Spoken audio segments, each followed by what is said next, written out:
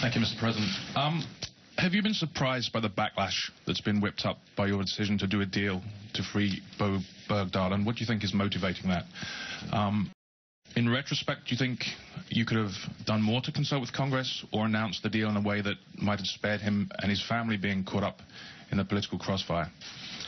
Prime Minister, how do you respond to criticism that your decision to meet Vladimir Putin and his meetings with other key European leaders are actually devaluing the punishment that was meted out to Russia by throwing it out of the G8? And finally, should Qatar be deprived of the right to host the World Cup? And if so, is England willing to host it?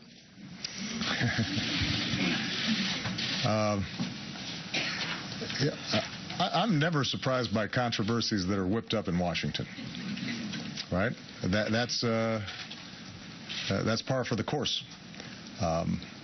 But I'll repeat what I said 2 days ago. We have a basic principle. We do not leave anybody wearing the American uniform behind. We had a prisoner of war whose health had deteriorated, and we were deeply concerned about, and we saw an opportunity, and we seized it, and I make no apologies for that. We had discussed with Congress the possibility that something like this might occur, but because of the nature of the folks that we were dealing with and the fragile nature of these negotiations, we felt it was important to go ahead and do what we did. And we're now explaining to Congress the details of how we move forward.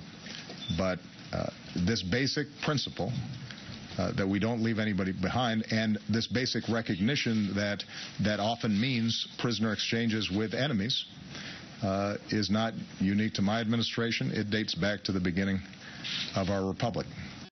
And with respect to how we announced it, I think it was important for people to understand that this is not some abstraction. This is not a political football. You have a couple of parents whose kid volunteered to fight in a distant land, who they hadn't seen in 5 years and weren't sure whether they'd ever see again. And as Commander-in-Chief of the United States Armed Forces, I am responsible for those kids. And I get letters from parents who say, if you are in fact sending my child into war, make sure that that child is being taken care of. And I write too many letters to folks who, unfortunately, don't see their children again after fighting a war. I make absolutely no apologies for making sure that we get back a young man to his parents, and that the American people understand that this is somebody's child. And that we don't condition whether or not we make the effort to try to get them back.